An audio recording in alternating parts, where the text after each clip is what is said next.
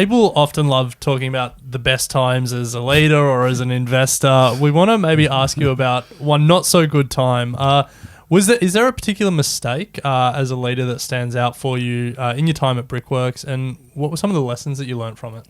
Yeah, or because when you sort of said that, but look, I tell you, the worst day for any chief executive is when one of your staff or a member of the public gets killed, And they sorry to put a bit of a bummer on it, but you'll never forget those days. No one gets paid enough to have to tell a family that you've just killed their son or daughter or something. They're just terrible days. Yes, there's a lot of soul searching goes on. What could we have done different to avoid it and that? But sometimes it's just out of control, or your staff member was just an innocent bystander. Things happen. But look, as far as making mistakes. Look, good question. I could think of a few things, but look, you don't always get things right. You sometimes make mistakes on people, and you wish you hadn't have or you went too long. One of the things that I always look out for is the people not being a self-starter on people problems. Right people on the bus, wrong people off the bus, and it's very easy to wait too long. I like to give people a decent chance to prove themselves, but inevitably when you let them go, everyone else comes along and says, I thank God for that, and we just can't work out how come you didn't know he was doing this and doing that and something, So getting your people right is very important, and you'll always feel disappointed in yourself if you wait too long. Yeah. We've done a lot of acquisitions, and of course you're not always going to get them right. I thought that the timber industry would be a good one for us because we were,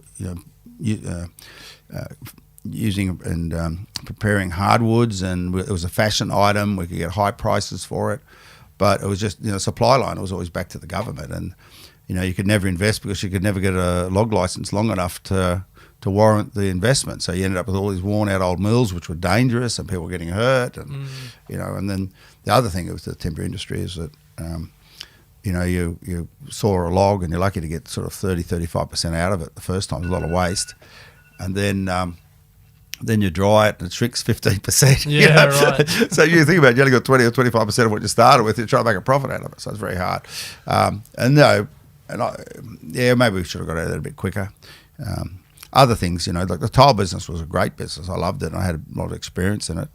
But it worked well when the Aussie was 75 cents. But at 85 or 90 cents, it was in trouble, and we just thought we started to lose money, and then we decided to get out, but lucky we did because the dollar went to $1.10. If you remember, $1.10 would have smashed us. And so, sometimes it's not your fault. It's just the world changes and it no longer works. So you just got to move on.